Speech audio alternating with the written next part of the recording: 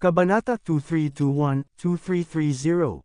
Matapos patayin ni Chenlei ang 5 matatanda ng Thalho, kinuha niya ang mga samsam at agad na umalis. Sa Thalho Fenro, tiningnan ni Lord Fenro ang 5 basag na kristal ng kaluluwa at ang kanyang ekspresyon ay naging sobrang pangit. Ang pinuno, si Elder Chi at silang 5 ay nabigo din. Paano ito magiging mabuti?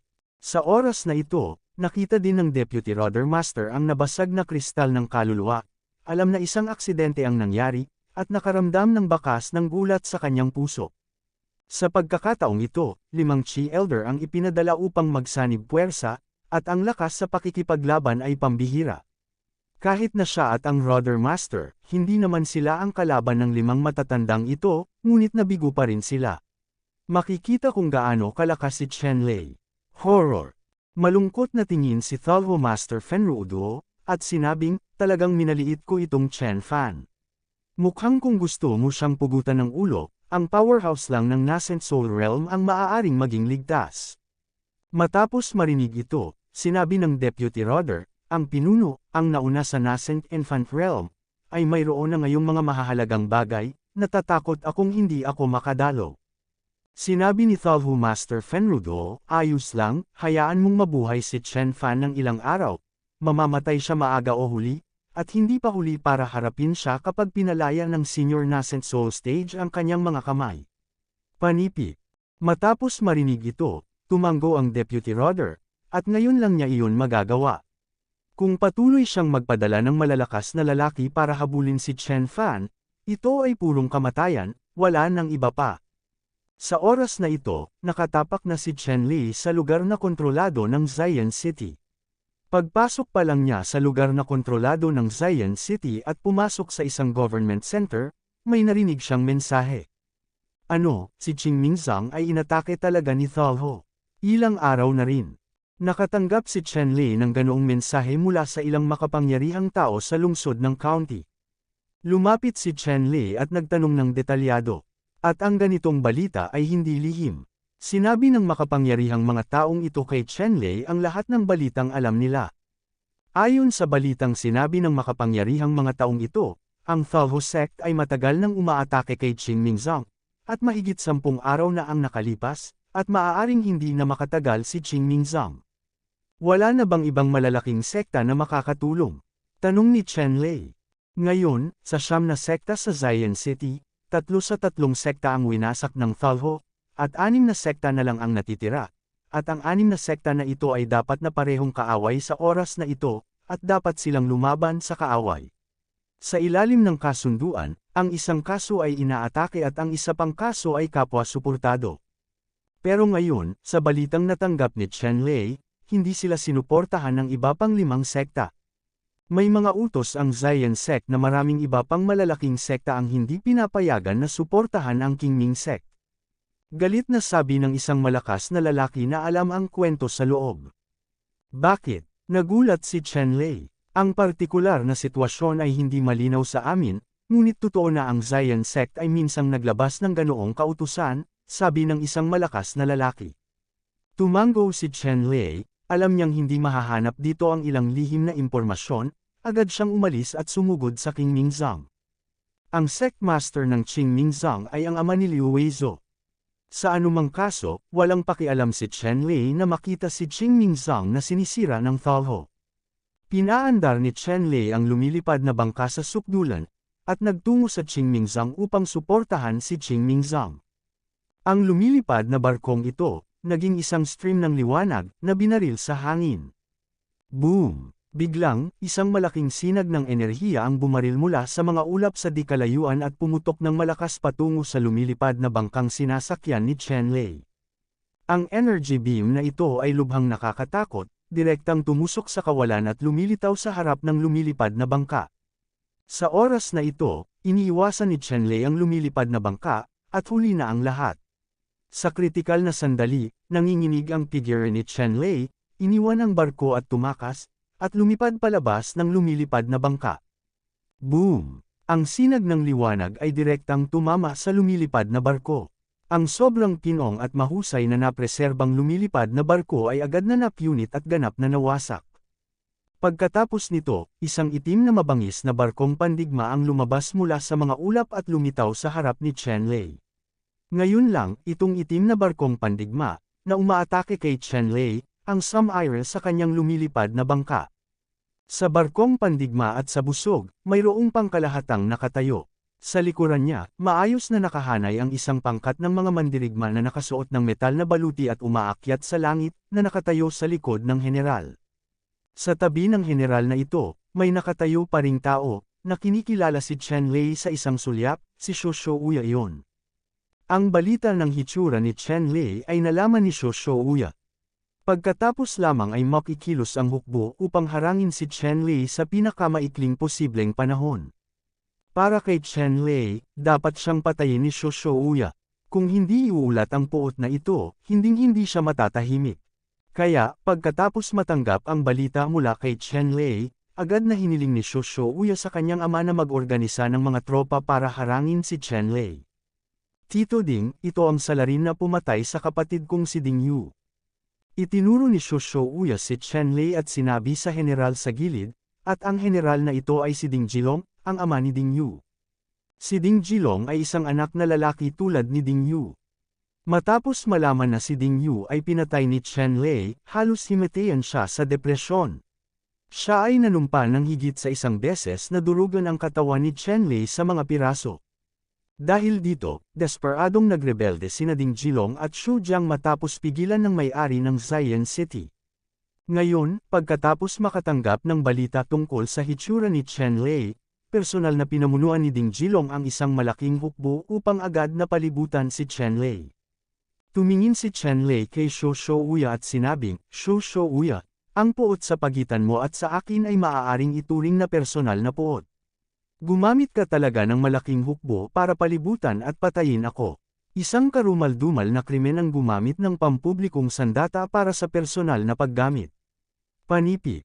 Malamig na ngumiti si Shosho Uya, at sinabi, Chen Fan, anong uri ng pampubliko o pribadong sandata?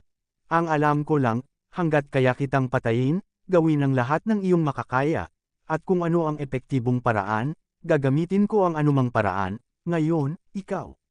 Siguradong mamamatay ito, panipi. Sa oras na ito, sumigaw din si Ding Jilong, at sinabi kay Chen Lei, Chen Fan, pagbayaran mo ang buhay ng anak ko. Ding Jilong, sayang kabilang coach ng alinmang partido, at talagang kasuklam-suklam kung kumilos ka dahil sa personal na awayan at binabaliwala ang iyong responsibilidad na protektahan ang mga tao, sabi ni Chen Lei. Hindi ko man lang maalagaan ang anak ko, bakit hindi ko kailangan pang alagaan ang iba, Chen Fan, ngayon, siguradong mamamatay ka. Pagkatapos magsalita, ikanaway ni Ding Jilong ang kanyang kamay. Sa barkong pandigma, isang grupo ng mga mandaragit ang lumipad at pinalibutan si Chen Lei. Ang mga mandaragit na ito ay pawang mga direktang linya ng tropa ni Ding Jilong. Sinundan nila siya mula sa kapanganakan hanggang kamatayan sa loob ng maraming taon. Masasabing ang mga utos ni Ding Jilong ay mga utos ng imperial, at hindi kailanman nagkaroon ng kahit katiting na paglabag sa mga ito. Patayin, daan-daang mga mandaragit ang bumuo ng isang pormasayon ng labanan, ang blood chi ay nakakatakot, at ang masamang chi ay siksik, nag-uugnay sa isa, ang pagpatay sa chi ay walang hanggan. Ang daan-daang mandaragit na ito, ang kanilang chi at dugo ay halos nagsanib sa isa, naging isang mabangis na behemoth, at mabangis na pinatay si Chen Lei. Nakakatakot ang kapangyarihan nito. Ding Jilong, bakit kailangan mong dumating at mamatay ang mga inosenteng sundalong ito? Niyugyug ni Chen Lei ang kanyang katawan at direktang iniwasan ang higanteng pambobomba na binago ng sigla sa katawan ng hindi mabilang na mga sundalo, at sinabi sa malakas na boses. Malamig na bamantong hininga si Ding Jilong at sinabing, Chen Fan, ito ay isang lalaking dugong bakal mula sa hukbo ng aking pamilya Ding. Hindi mo kailangang mag-alala tungkol sa buhay at kamatayan. Patayin mo ako. Kasunod ng utos ni Ding Jilong, binago muli ng daan-daang mandaragit ang kanilang pormasayon, tulad ng isang nakakatakot na hilingan ng karne, na sinasakal si Chen Lei ng husto. Kung ganoon ay huwag mo akong sisihin sa pagiging bastos ko. Panipi. Sa orihinal, ayaw ni Chen Lei na patayin ang mga inosenteng tao ng walang habas, ngunit ang hukbong bakal na ito ay hinabol siya ng marahas. Kapag gusto niyang pumatay, hindi na niya itinago ang kanyang mga kamay, at ang kanyang tangkad ay kumikislap, at siya ay pumasok sa hukbo. Boom! Biglang, ang mga tropang ito na may dugong bakal ay sumabog ng hindi mabilang na ambon ng dugo, at 12-12 ng mga sundalong may dugong bakal ang direktang binomba ni Chenlei na may hawak ng purple octagonal hammer. Sa barkong pandigma, nakita ni Ding Jilong ang eksenang ito, bahagyang nanginginig ang kanyang mga talukap, hindi niya inaasahan na ang kanyang battle formation, sa harap ni Chenlei, ay magiging napaka-vulnerable. Noong si Chenlei ay nasa lower realm, pinamunuan niya ang libu-libong tropa at alam niya ang lahat tungkol sa mga kalakasan at kahinaan ng larangan ng digmaan. Nais ni Ding Jilong na umasa sa hukbo na bumagsak sa kanya. Masasabing mali ang kalkulasyon niya. Bagamat hindi masama ang pagkakabuo ng labanan ng hukbong ito, napakaraming kahinaan sa mga mata ni Chenlei. Naisip niyang para masolusyonan ito, masasabing madali lang. Ang figure ni Chenlei ay dumaan sa hukbo na parang kidlat. Gustong palibutan ng hukbong ito si Chenlei, ngunit hindi ito magawa. Sa kabaligtaran, paikot-ikot si Chenlei. Maya-maya, naging magulo ang buong formation.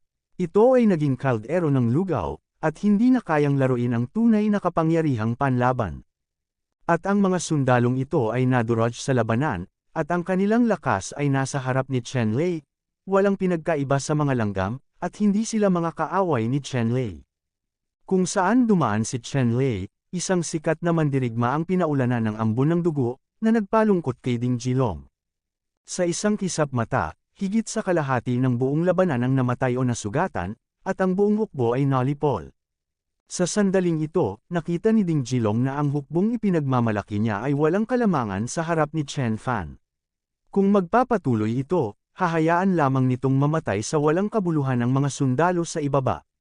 Sa pag-iisip nito, agad na inutusan ni Ding Jilong si Ming Jin na umatras. Nang marinig ang utos na umatras, ang natitirang mga sundalo ay lumipad pabalik sa unang pagkakataon at umatras patungo sa barkong pandigma. At hindi hinabol ni Chenlei ang mga sundalong ito, ang mga sundalong ito ay kumikilos lamang ayon sa utos, at hindi niya sila papatayin lahat.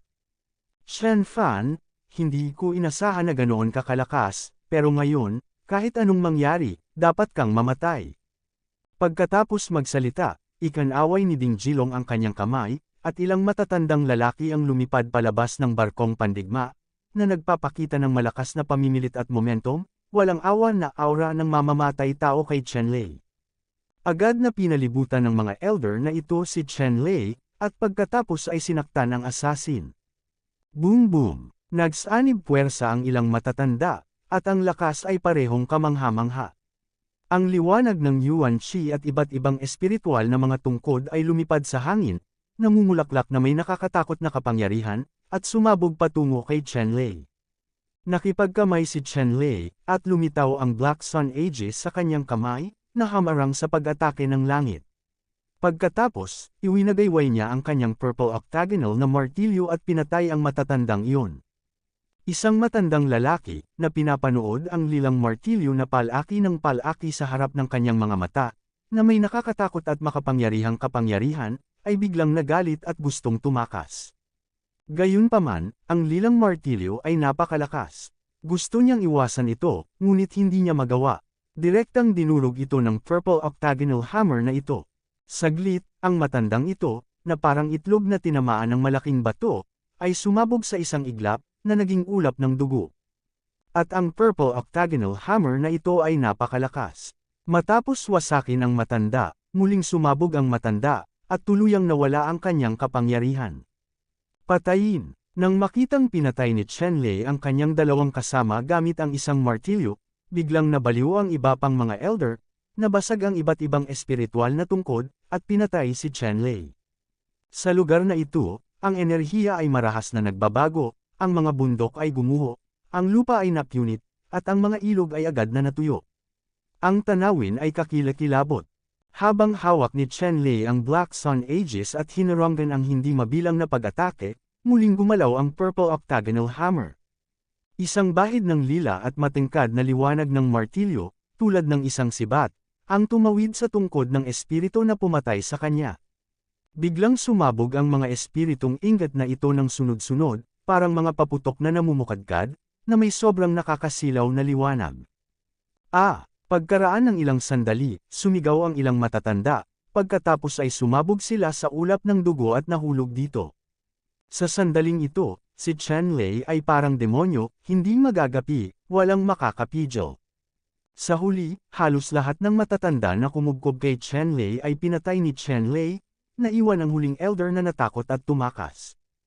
Isang lugar para makatakas. Malamig na ngumuso si Chen Lei at tumingin sa matandang tumatakas. Nakatakas ang purple octagonal hammer sa kanyang kamay at naging purple lightning bolt, kumahabol sa matanda.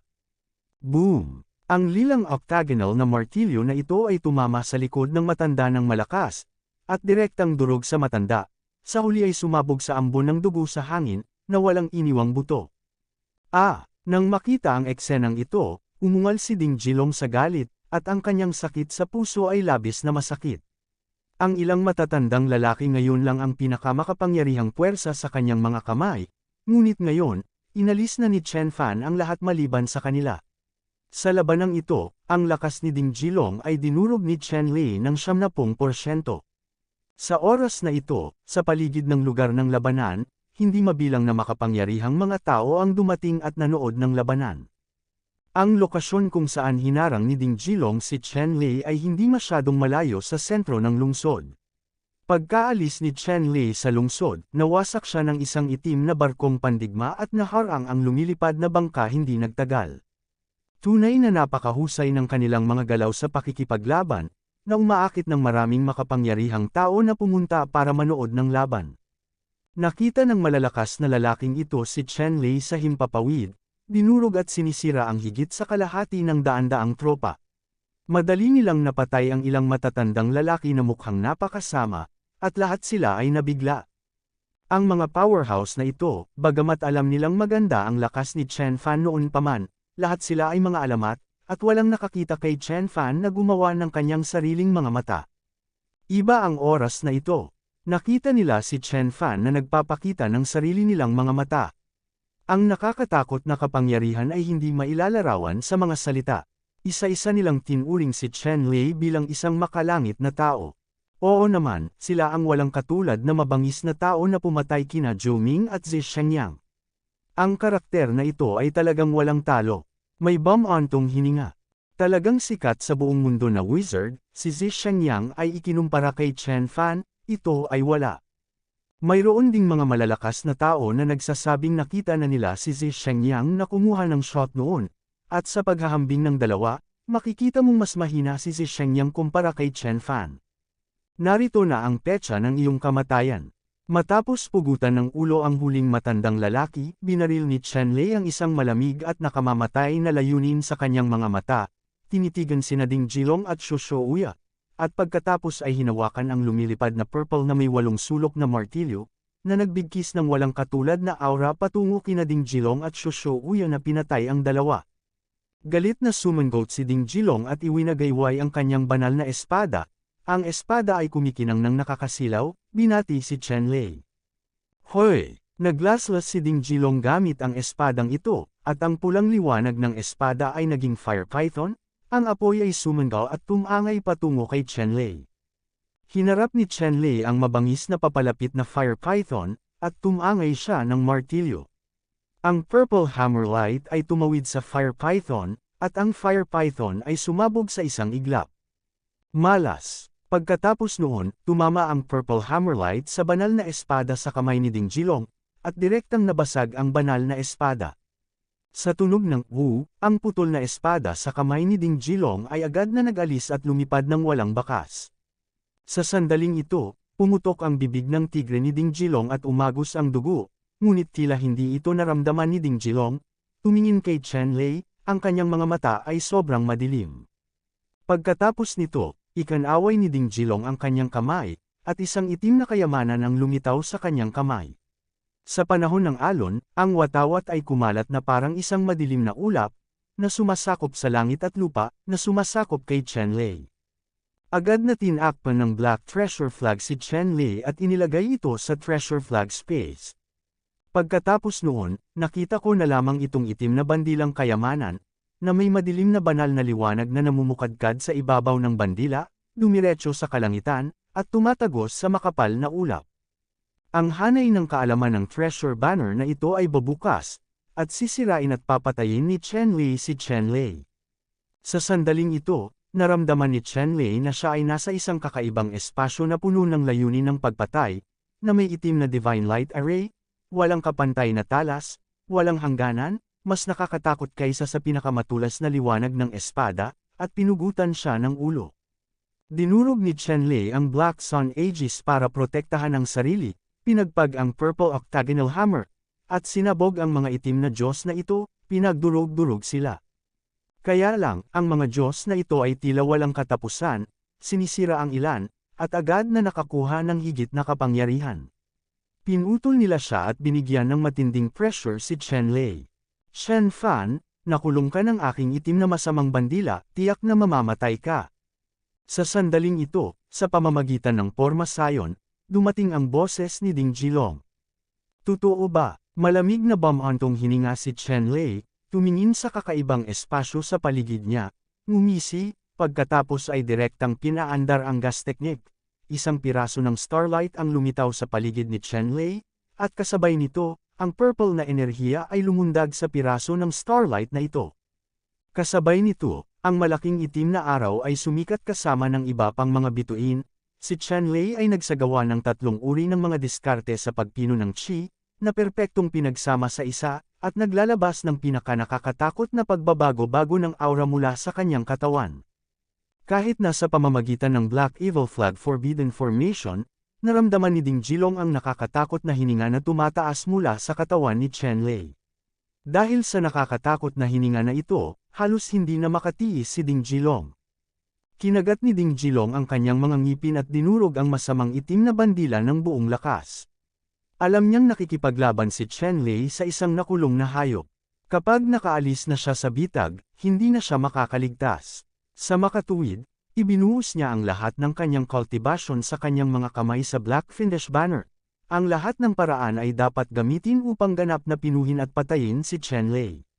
Sa sandaling ito, sa lugar kung saan naroon ang Black Fin Banner, kumikislap ang mga itim na ilaw. Ang mga itim na ilaw na ito ay naging mga ulang, sumasakal patungo kay Chen Lei, na nagparamdam kay Chen Lei na tumaas ang presyon.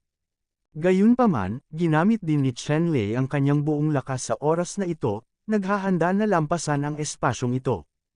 Ikinaway niya ang Purple Octagonal na martilyo, sunod-sunod na purple na martilyo, na durog-durog ang ulang, sobrang nakakatakot ang eksena. Kasabay nito, sa kabilang panig ni Chen Lei, ang mga daliri sa pagitan ng kanyang mga daliri ay nagniningning, at siya ay nag-iipon ng lakas. Mabilis na bumangon ang walang katapusang kill power, naturok lahat sa pagitan ng kanyang mga daliri, na ginagawang mayaman at nakakatakot ang kill power dito. Pagkatapos nito, hindi nag-atubili si Chen Lei na sirain ang crit rune.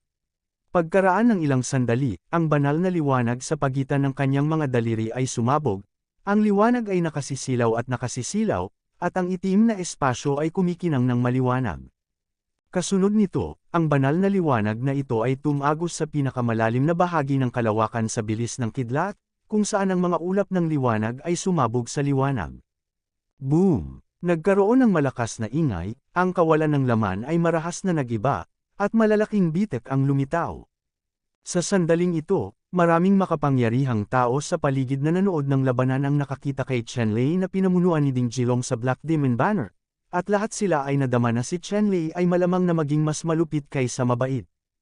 Ang masamang itim na bandila sa mga kamay ni Ding Jilong ay isang kayamanan sa kanyang mga kamay.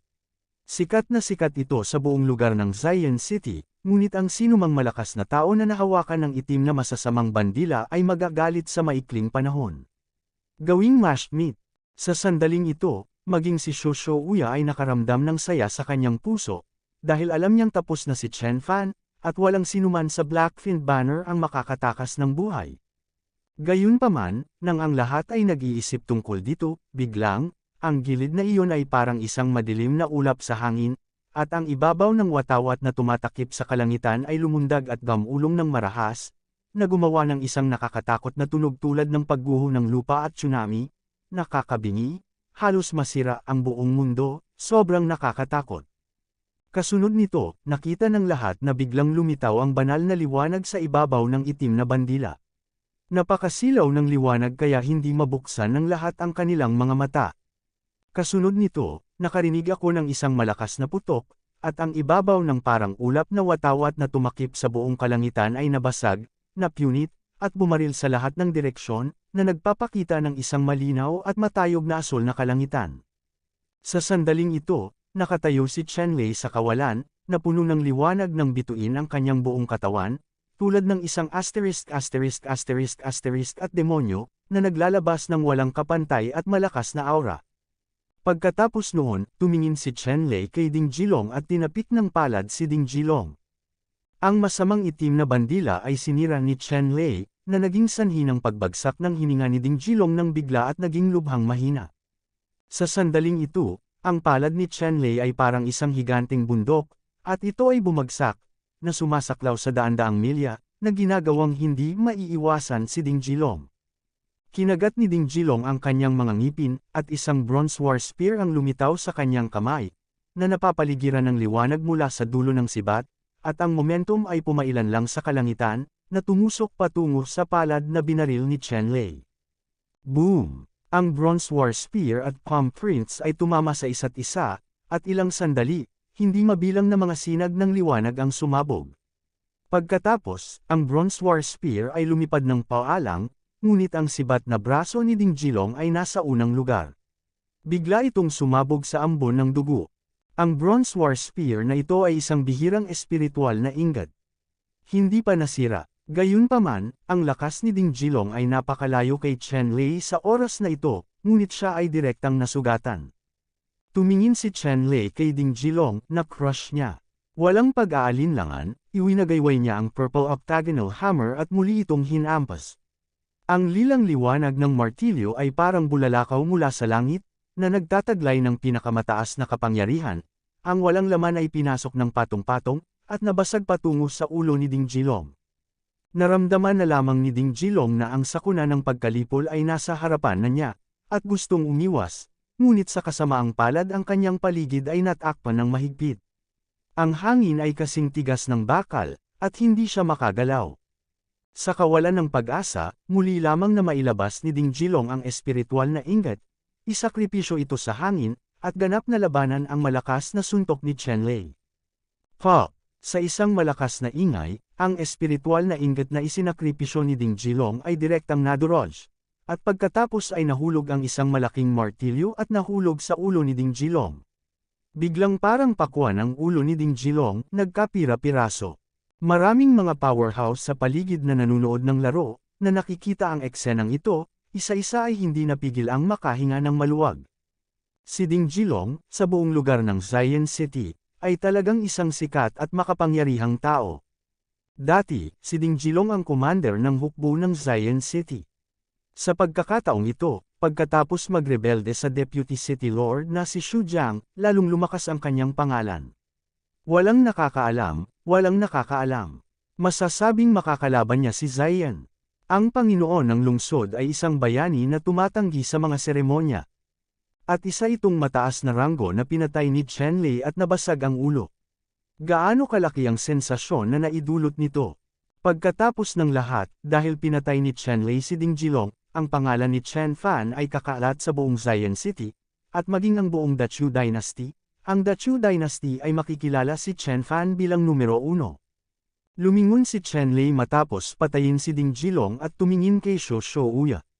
Sa sandaling ito, si Xu Shouya ay aktwal na nagmamaneho ng isang itim na barkong pandigma, bumabagsak sa kawalan, at naghahanda na muling tumakas. Nang makita ang eksenang ito, nakipagkamay si Chenlei, at isang bola ng apoy ang lumipad palabas at sumabog patungo sa itim na barkong pandigma. Sa isang malakas na boom, ang simbolo ng ball ang apoy ay sumabog, at ang apoy ay lumakas, na nabasag ang hulihan ng itim na barkong pandigma. Gayunpaman, ang itim na barkong pandigma na ito ay sasakyan ni Ding Jilong. Ito ay may napakataas na grado at si Xu Shouya ay may karapatan din na kontrolin. Agad niyang isinaaktibo ang paggana nitong barkong pandigma para tumalon sa kawalan. Sa huling sandali, nagkaroon ng lamat, lumitaw sa kawalan. Ang itim na barkong pandigma ay nilamon at nawala ng walang bakas. Kinakalkula ka upang makatakas ng mabilis. Malamig na sumungot si Chen Lei, alam niyang imposibleng maabyutan si Xu Shouya, ngunit hindi siya nagmamadali. Si Xu Shouya ay hindi kailanman lilito sa kanyang harapan maliban kung siya ay tumakas kaagad, kung hindi, tiyak na hindi siya makakatakas sa kanyang pagtugis. Kaya lang ngayon ay mayroon na siyang mas mahalagang bagay, at wala siyang oras para manghuli at patayin si Xu Shouya. Sa mga mata ni Chen Lei, si Xu Shouya ay walang iba kundi isang tumatalon na payaso, maaari siyang patayin anumang oras, hindi ito isang malaking bagay. Inalis ni Chen Lei ang storage ring sa kamay ni Ding Jilong, pagkatapos ay sinulyapan ang malalakas na lalaki sa paligid niya na nanunood ng labanan, at pagkatapos ay inilabas muli ang lumilipad na bangka at dinala ito sa direksyon ni Qing Mingzang. Ngayon, si Qing Mingzang ay kinubkob pa rin ni Thal Ho, at maaaring hindi na siya makaligtas. Kailangan niyang lumabas para makapagpahinga. Sa pagkakataong ito, maayos ang takbo ni Chen Lei, walang kaaway ang pumihil sa kanya, at mabilis siyang pumasok sa gate ng Qing Mingzang. Sa oras na ito, ang mga nakapalibot na nayon at bayan ng Qing Mingzang ay nawasak at naging mga guho. Pinalibutan ng hindi mabilang na mga disipulo ng sekta ng Evil God ang Mountain Gate ng Qing Mingzang at patuloy na inaatake ang enchantment ni Qing Mingzang. Para naman kay Qing Mingzang at sa Upper at Lower Qing Mingzang, maraming makapangyarihang tao, kabilang ang mga master ni Qing Mingzang, lahat ay nakatayo sa gate, ang kanilang mga ekspresyon ay solemn at seryoso, at ang kanilang mga mukha ay determinado. Malinaw, kapag ang Qing Mingzongs kapag nalagpasan ang harang sa proteksyon ng bundok, lalaban sila hanggang sa kamatayan kasama ang kaaway na si Thal Ho, at magkakasamang mabubuhay at mamamatay kasama si Qing Mingzang. Alam ng lahat ng mga disipulo ng Qing Mingzang na kapag ang sekta ng Thal Ho ay lumagpas sa pagbuo ng tagapag-alaga, ito ay tiyak na isang nakamamatay na labanan, walang katapusan, lahat ng mga disipulo ay handang mamatay. Sa sandaling ito, si Liu Weizu ay nakatayo sa tabi ng kanyang ama, nakasuot ng puti, natatakpan ng scarf, tanging isang pares ng matigas at malinaw na mga mata ang makikita, at ang kanyang mga mata ay puno rin ng katatagan, naghihintay sa huli, ang pagdating ng digmaan. Sa oras na ito, si Chen Lei ay nagmamadaling pumunta sa tarangkahan ng Qing Mingzang, at naramdaman niya na mayroong isang makapangyarihang tao sa Thal Ho Cult Master, na nagbigay sa kanya ng matinding pressure, at ito ay dahil mismo sa pagkakaroon ng master na ito, will make nakaramdam ng desperado si Qing Mingzang. Ibang-iba ang momentum ng Thal Ho Master na ito sa Yuandan Realm Powerhouse na nakita na ni Chen Lei noon. Naramdaman ni Chen Lei ang matinding pressure sa harap ng powerhouse na ito, na parang nakaharap sa isang prehistoric killer. Tulad ng isang mabangis na hayop, naramdaman ko lamang na ang taong ito ay puno ng malaking panganib. Ang malakas na sekta ng Thal Ho na ito ay talagang isang malakas na tao sa Nascent Soul Realm. Kahit na siya ay isang malakas na tao lamang sa unang antas ng Nascent Soul Realm, hindi na siya inihambing sa malakas sa Primordial Pale Realm. Sa parehong antas, ang agwat sa pagitan ng bawat isa ay hindi maaaring kalkulahin sa pamamagitan ng dahilan. Sa oras na ito, ang malakas na lalaking ito sa Nascent Soul Realm ay kumilos din, na binomba ang pagbuo ng Qing Mingzang Mountain Guard. Sa tuwing magpapaputok siya ng isang putok, ito ay nakakadurog at malakas. At sa tuwing siya ay bumaril, nagdudulot din ito ng matinding pressure sa Guardian Formation ng Qing Mingzang, na nagiging sanhi ng patuloy na pag-vibrate ng Cyan Light Curtain, naglalabas ng napakalakas na tunog, at nabasag anumang oras. Sa katunayan, kung ang Nascent Soul Realm na powerhouse na ito ay hindi mismo ang kumuha ng shot, walang paraan na hindi ito mapanatili ng Guardian Formation ni Qing Mingzang sa napakaikling panahon. Ngunit ngayon, ang pagbuo ng pagbabantay sa bundok ni Qing Mingzang ay malamang na gumuho anumang oras. Boom! Pagkarating ni Chen Lei, ang malakas na lalaki na ito sa Nascent Soul Realm ay naglabas din ng huling matinding suntok, isang matibay at walang kap-ares na marka ng kamao, na tumama sa Qing Mingzang Guardian Formation. Sa itaas ng light curtain, ang malaking light curtain na ito ay hindi na mahawakan, sunod-sunod na lumitaw ang mga bitik, at pagkatapos ay mabilis na kumalat sa buong ipinagbabawal na light curtain.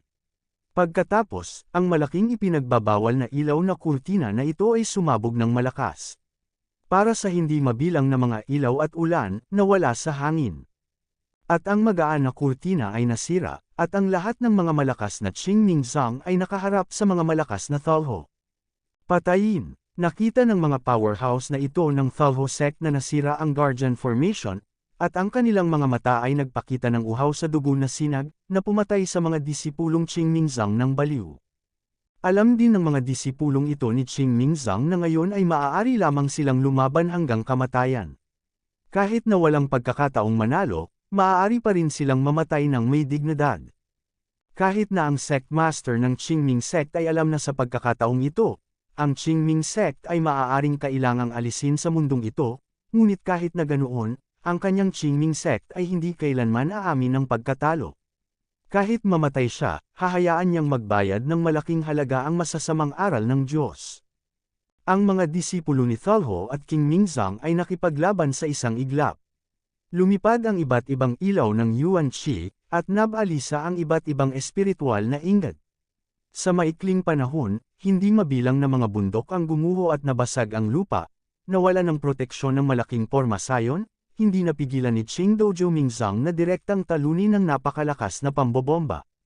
Sa sandaling ito, ang nascent Soul Realm powerhouse ng Evil God Sect, ang kanyang tingin ay nahulog kay Sect Master Qingming, diretso siyang lumipad, at tinapik ng palad si Sect Master Qingming. Itinulak ni Sect Master Qingming palayo ang kanyang anak na si Liu Weizo na nakatayo sa tabi niya. Pagkatapos ay nagngangalit ang kanyang mga ngipin, tiyak na iwinagayway ang Qingming Divine Sword, pumutok ang isang malabong liwanag ng espada, at nilaslas. Shen Qiang, sa himpapawid, umalangaw-ngaw ang tunog ng isang matalim na espada, at ang berdeng liwanag ng espada ay tumama sa malaking palm print, na gumagawa ng tunog tulad ng pagputol ng ginto at bakal, na lubhang nakakatalim sa tenga. Pagkatapos, ang malaking palm print ay direktang nakakatalim ng tenga ang berde at maulap na sword light na ito ay nagkapira-piraso, at nagpatuloy sa pagbaril patungo sa Sect Master Qingming Sect. Paulit-ulit na nagulat si Sect Master Qingming Sect, patuloy na umuubo ng dugo, kasabay nito, nag-aalok ng Cyan Shield, na sinuspinde sa kanyang harapan upang labanan ang malaking palm print na ito. Ang malaking palm print na ito ay sinampal sa Cyan Shield. Ang gilid na tila isang maselang kalasag ay biglang nalaglag. Pagkatapos, ang palm print ay direktang hinampas ng paalang kay Sect Master Qingming.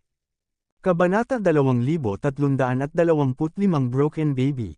Isang kayamanan sa katawan ni Sect Master Qingming ang nagpakita ng hindi mabilang na rune, siksik at magkakaugnay, na humaharang sa palad ng nascent Soul Realm Powerhouse. Kaya lang, nakakatakot talaga ang palm power nitong nascent Soul Realm Powerhouse. Ang rune sa yaman ng pananamit ng Qingming Sect Master ay nagkapira-piraso, at ang Qingming Sect Master ay pinalakpakan din ng husto. Lumipad ng patiwarik si Lipay at tumama sa pader ng bundok, tumama sa isang butas na hugis tao ng direkta sa matigas na pader ng bundok, na umubo ng dugo. Kung maaari mong kunin ang palad ng upuang ito nang hindi namamatay, ikaw ay itinuturing na may kakayahan, at pagkatapos ay kunin ang palad ng upuang ito. Nakita ng nascent Soul Realm Powerhouse na hindi natamaan ng palad si Sect Master Qingming hanggang sa mamatay, sumangot siya, at naghanda na kumuha ng isa pang palad. Kung kukunan ng litrato ang palad na ito, walang dahilan si Sect Master Qingming para magligtas. At nang kukunin na ng nascent Soul Realm Powerhouse ang palad na ito, bigla niyang naramdaman ang isang malaking puwersa na nagmumula sa likuran, at may naglakas loob na umatake sa kanya. Ang malakas na tao sa nascent Soul Realm ay malamig na bumantong hininga, at nararamdaman niya na ang malakas na lalaki na umatake sa kanya ay nasa Yuandan Realm lamang. Ngumisi siya sa kanyang puso at sumigaw, "Dare to attack this Sid, this is really looking for death." Panipi palihis na guhit. Pagkatapos noon, ang nascent Soul Realm Powerhouse ay hindi man lang tumingin sa kanyang umaatake. Tatapik na sana nito ang palad ni Sect Master Qingming, at biglang tumalikod, at tinapik ang powerhouse pabalik. Ang malakas na lalaki na umatake mula sa likuran ay natural na si Chen Lei. Matapos makitang may problema si Sect Master Qingming, ayaw ni Chen Lei, at agad na tinulungan at inatake ang nascent Soul Realm Strongman. Sa sandaling ito, si Chen-Lei ay may hawak na purple octagonal hammer, at nakita niya ang isang malakas na lalaki sa nascent Soul stage na tinapik siya ng palad. Nang mag-intersect ang mga palad ng martilyo, bigla niyang dinurog ang crit rune, na ginawa ang purple octagonal treasure na agad na tumaas ng 12-12 beses, at ang liwanag ng purple na martilyo ay naging lubhang nagniningning, tulad ng isang maliwanag na maliit na araw. Ang suntok na ito ay naglalaman ng lahat ng lakas ng pakikipaglaban ni Chen-Lei. Hindi lamang niya ginamit ang crit rune, ngunit binasag din niya ang tatlong pangunahing mga diskarte sa enerhiya ng sabay, na binasbasan ito sa purple octagonal hammer. Masasabing ang punch na ito, na lubos na gumagamit ng lakas at potensyal na labanan ni Chen-Lei, ay ang pinnacle punch. Boom! Ang martilyo ni Chen-Lei ay tumama sa palad ng nascent Soul Realm Powerhouse. Biglang, isang napakalaking at walang kapantay na puwersa ang ipinadala mula sa octagonal hammer, at tumama ito ng malakas sa katawan ni Chen-Lei. Naramdaman lang ni Chen-Lei na siya ay tinamaan ng isang prehistoric beast. Hindi niya maiwasang lumipad palabas. Hindi na niya napigilan ang isa pang subo ng dugo, at samuka siya sa hangin. At ang malakas na tao sa nascent Soul Realm ay masyadong minamaliit si Chen-Lei. Siya ay tinamaan ni Chen-Lei ng buong lakas, at ang buong braso ay sumabog sa ambon ng dugo sa isang iglap. Ang isang braso ay ganap na nawasak ni Chen-Lei, inalis ang martilyo. Naghahanap ng kamatayan. Ang malakas na lalaking ito sa nascent Soul stage ay hindi inaasahan na siya ay masasaktan ng isang langgam sa nascent Peel stage, at ang kanyang pinsala ay napakalubha. Ang malakas na lalaking ito sa nascent Soul Realm, anuman ang kanyang sariling pinsala, ay tumalikod, at sumugod kay Chen-Lei ng may kidlat. Sa oras na ito, handa na si Chen-Lei na harapin ang kaaway sa himpapawid. Natural na alam niya kung gaano kakilakilabot ang kahihinatnan ng pagkagalit sa isang makapangyarihang nascent Soul Realm. Sa pagharap sa pagkalipol ng mga nascent Soul Realm powerhouses na ito, hinamayan ni Chen-Lei ang kanyang kamay at naglabas ng magic anteng-anteng para salubungin ang nascent Soul Realm powerhouse na ito. Ang mahiwagang anteng-anteng na ito ay isang pang-apat na baitang inferior talisman na pinino ni Chen-Lei. Ang pang-apat na antas na inferior talisman na ito ay may kapangyarihang saktan ng malakas sa nascent infant realm. Ang mga materyales na ginamit sa pagpino sa mga anteng-anteng na ito ay ginawa mula sa napakabihirang at mahalagang mga materyales, at maging ang ilan sa mga tinta ay ginawa mula sa dugo ng mga sinaunang hayop mula sa sinaunang kaharian ng sanggol at iba't ibang mga espiritong damo at mga minahan ng espirito, hindi kapani-paniwalang malakas. Gamit ang kasalukuyang cultivation ni Chen-Lei bilang isang tool para sa paggawa ng anteng-anteng, ang pagpino sa ika-4 na order na inferior talisman na ito ay masasabing isang super level na pagganap, at ang posibilidad ng pagkabigo ay napakataas. Ginamit din ni Chen-Lei ang halos lahat ng kanyang mga materyales bago matagumpay na napino ang 10 pang-4 na baitang mababang uri na anteng-anteng, na naging isa sa kanyang mamamatay na katangian. At pagkatapos na pasabugan ni Chen-Lei ang kamay nitong nascent Soul Realm powerhouse na may martilyo, malinaw niyang napagtanto na sa kanyang orihinal na cultivation behavior, talagang hindi siya ang kalaban nitong nascent Soul Realm powerhouse. Kahit na ito ay isang Soul Realm powerhouse des newborn pinasabog ng isang kamay niya, at hindi pa rin siya kalaban. Kaya, nang puksain siya ng nascent Soul Realm powerhouse na ito, hindi nagatubili si Chen-Lei na gamitin ng tier 4 na inferior charm. Ang pang-4 na order na mababang grade magic talisman na ito ay naging isang asul na ilaw at direktang damapo sa malakas na tao ng nascent infant realm na sumugod. Ang nascent Soul Realm powerhouse na ito, kahit na inatake siya ni Chen-Lei at natama ng braso, hindi pa rin niya inilagay si Chen-Lei sa kanyang mga mata. Para sa asul na ilaw na ito, hindi siya umiwas o umiwas. Siyempre, sobrang bilis din ng blue light na ito, hindi niya maiwasan kahit gusto niya.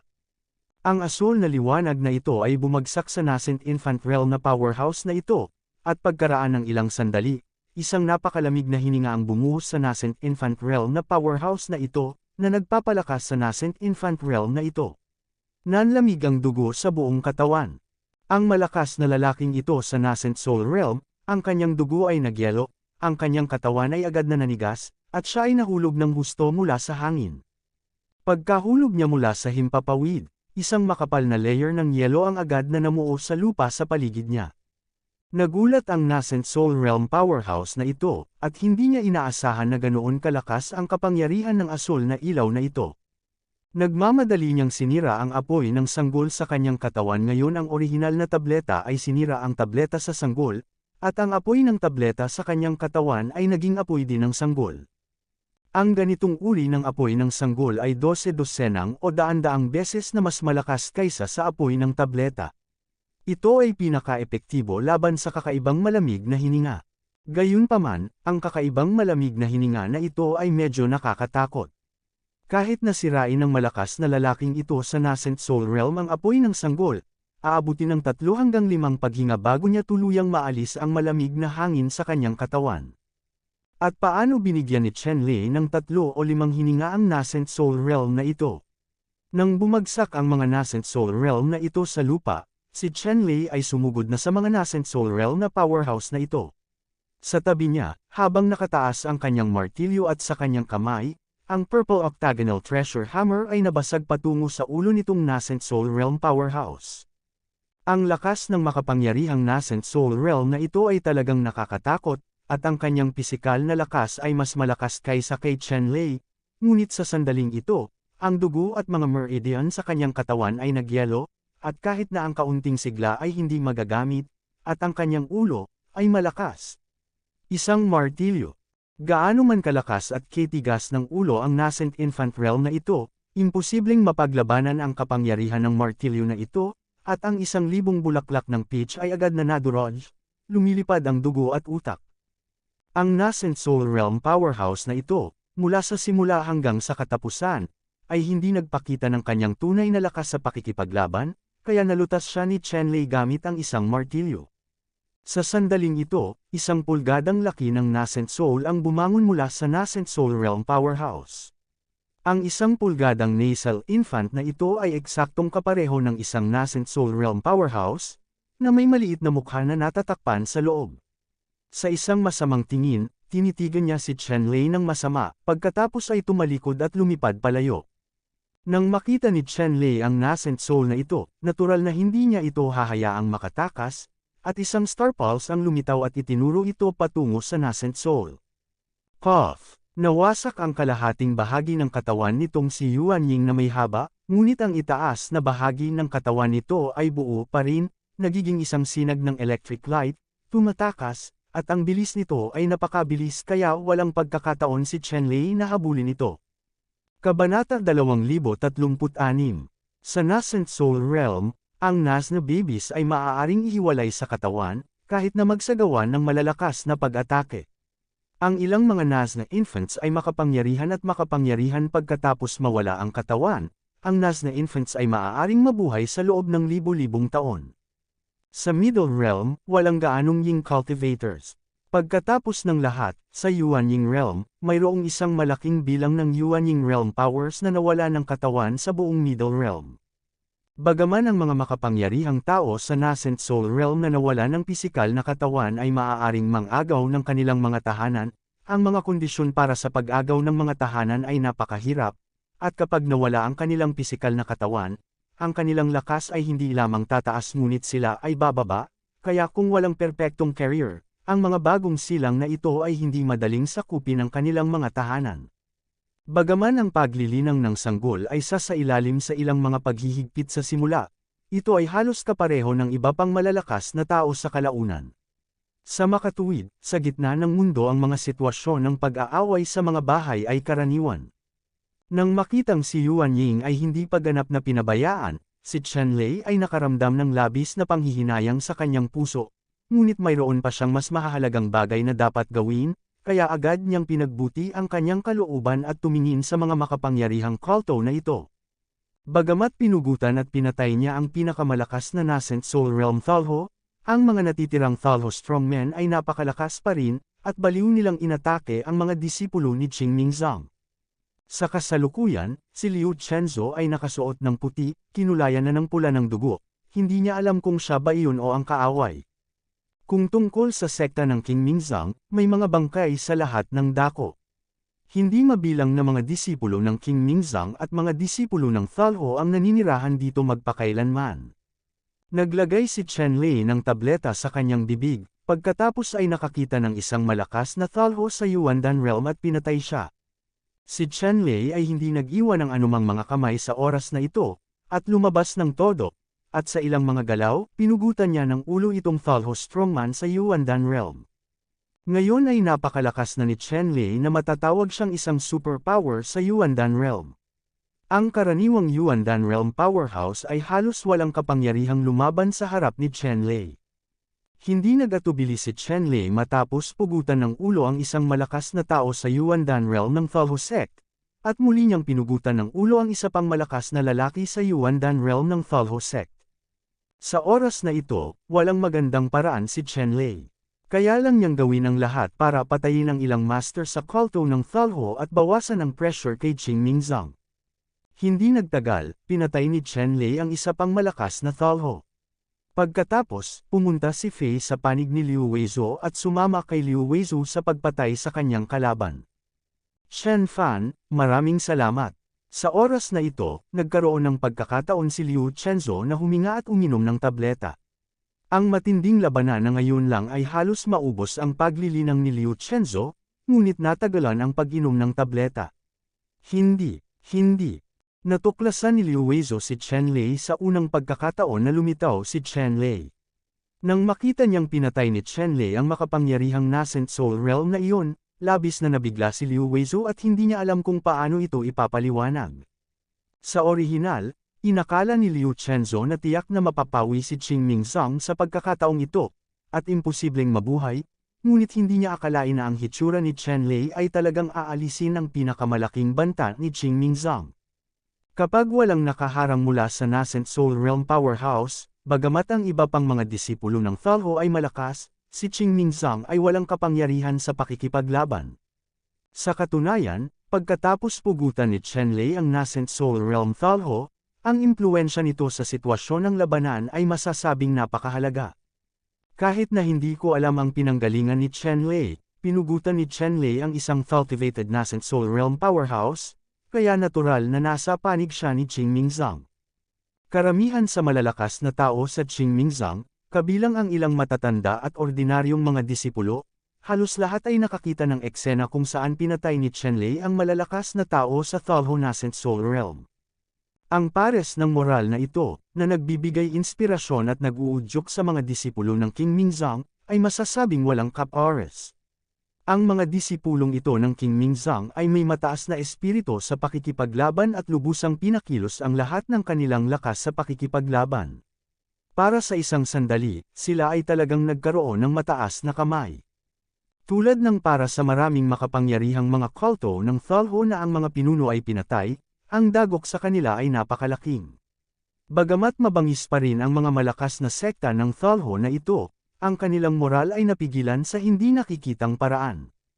Sa ilalim ng gayong mga kalagayan, ang buong labanan ay tumagilid patungo kay Qing Mingzang.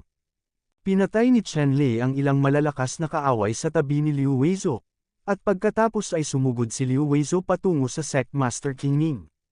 Sa oras na ito, si Sect Master King Ming ay kinubkob ng ilang makapangyarihang mga kulto ng Thalho, at nakataya. Inatake ng Enlightened Thalho si Qing Mingzang, at natural na pinag-aralan ng mabuti ang King Mingzang. Ang pinuno ng Qing Mingzang ang pangunahing target ng Thalho. Sa orihinal, ang pagpatay sa master ng King Ming sect ay isang bagay para sa nascent soul realm powerhouse. Gayunpaman, ang mga nascent soul realm powerhouses ay pinapatay kung hindi papatayin ang malalakas na kaaway.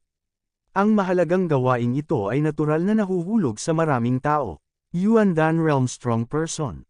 Ang mga makapangyarihang master na ito ng Yuandan Realm ay ganap na nakapalibot sa sect master ng King Ming sect. Gayunpaman, kahit na ang sect master ng King Ming sect ay nasugatan, mayroong hindi mabilang na mga spiritual rod sa kanyang katawan. Sa mga espiritual na inggit na ito, halos hindi nila sinusuportahan ngayon, hindi pa rin ito bumagsak. Dahil dito, labis na nagalit ang ilang eksperto sa Yuandan Realm ng Evil God Sect, at ang kanilang mga putok ay naging mas mabangis. Sa pagtingin sa sect master ng King Ming sect, hindi siya makatagal. Sa oras na ito, dumating sina Chen Lei at Liu Chenzo. Magkasama, pinatay nila ang ilang makapangyarihang master ng Yuandan Realm, kaya't sa wakas ay nakahinga ng maluwag ang Qingming Sect Master. Sher, sino itong nakababatang kapatid? Matapos lunukan ni Sect Master Qingming ang tableta, tinanong niya ang kanyang anak na babae.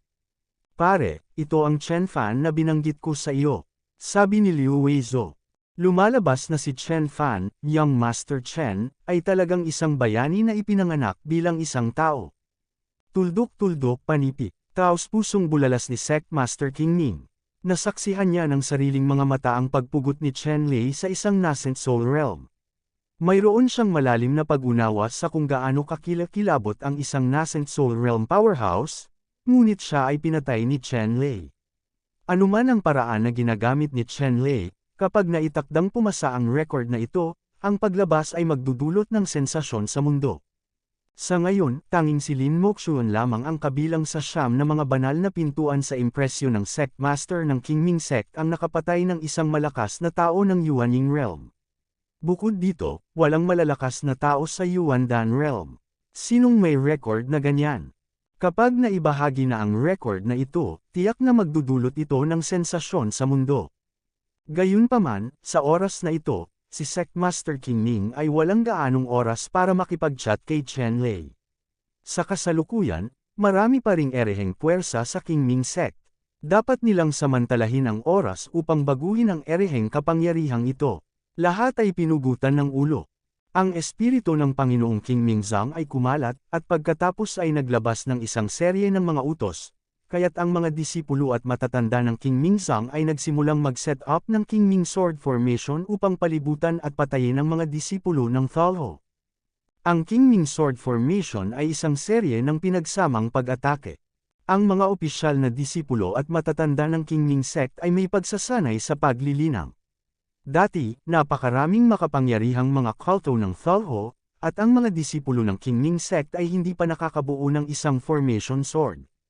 Ito ay nawala, ngunit ngayon, ang kapangyarihan ng Thalho ay unti-unting humihina, at ang Qingming Zhang ay unti-unting nakakakuha ng kapangyarihan, at maaaring mag-set up ng isang sword formation upang magsagawa ng malakas na kapangyarihan. Sa pagbuo ng Qingming Sword Formation, ang mga malakas na sekta ng Thalho na ito ay wala ng kapangyarihang lumaban at isa-isang sinakal. Sa huli, sa buong gate ng bundok ng Qingming Sect, wala ng Thalho Sect strongman na nabubuhay. Kabanata 2327 Relokasyon. Off and Puff. Ang mga nakaligtas na disipulo ng Qingming Zhang, isa-isang nakahiga sa lupa, tulad ng mga isda na umaalis sa ilog, humihingal. Sa labanang ito, halos lahat ng potensyal ng mga disipulong ito ng Qingming Zhang ay napilitang lumabas, at isa-isa nilang naubos ang kanilang lakas, at naubos. Gayunpaman, bagamat isa-isa ay pagod na bumangon, ang mga mata ng mga disipulong ito ng Qingming Zhang ay puno ng kagalakan pagkatapos ng sakuna, at ito ay isang kagalakan na mabuhay. Sa sandaling ito, ang Sect Master ng Qingming Sect ay tumingin sa paligid at bumantong hininga. Halos masira ang Qingming Sect Gate.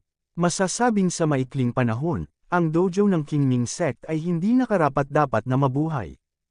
Ang bawat isa ay naglaan ng oras upang magpahinga, magpagaling, at pagkatapos ay linisin ang larangan ng digmaan upang ang mga patay na disipulo ay makapanirahan sa lupa para sa kaligtasan.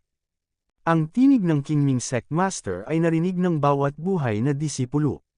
Ang mga disipulong ito ay nagmamadaling nagpumiglas na maupo at isa-isang nilamon ang mga tabletas, nagsimulang ibalik ang pag-uugali ng paglilinang, at pagkatapos ay nilinis ang kalat. Sa Qingming Zhang, tumira ang alikabok, at sa oras na ito, sa isang county sa Zion City, si Shosho Uya ay nagmadaling bumalik at umiyak sa kanyang ama. Ang prefecture na ito, na tinatawag na Jiangming Palace, ay ang pangalawang pinakamalaking county sa Zion City. Ito rin ang bayan ng Zhujiang, at ang pamilyang Shu din ang pinakamalaking pamilya sa Jiangming Palace. Matapos magrebelde si Shu Jiang laban sa lungsod ng Zion, pinamunuan niya ang kanyang mga crony at tropa pabalik sa bahay ni Jiangming. Sa kasalukuyan, sa tahanan ng pamilya Shu, ang ekspresyon ni Shu Jiang ay naging lubhang malungkot matapos marinig ang balitang ibinalik ni Shosho Uya. Itong Fan Chen, talagang pumatay kay Ding Jilong. Matapos marinig ang balitang ito, ang unang naramdaman ni Xu Jiang ay hindi siya naniniwala na ang lakas ni Ding Jilong. Alam niya ang pinakamahusay, kung paano siya puputulan ng isang malakas na tao sa ikalimang antas ng Yuandan Realm. Sa katunayan, ang lakas ni Chen Lei ay nasa ikapitong antas na ngayon ng Yuandan Realm, ngunit si Xu Shouya ay natakot sa lakas ni Chen Lei, at hindi niya ito nasuri ng malinaw. Naisip niya na ang lakas ni Chen Lei ay ang ikalimang layer lamang ng Yuandan Realm. Nakita lang ni Xu Jiang na natakot ang kanyang anak, at alam niyang hindi maaaring magpanik si Xu Shouya tungkol sa bagay na ito. Pare, kailangan nating gumawa ng paraan para patayin itong Chen Fan, kung hindi, tiyak na malaking sakuna ito, tiyak na papatayin niya ako. Nagpapanik na si Xu Shouya sa oras na ito. Alam niya na ang relasyon nila ni Chen Fan ay tiyak na isang nakamamatay na paghihiganti, at hinding-hindi siya mamamatay.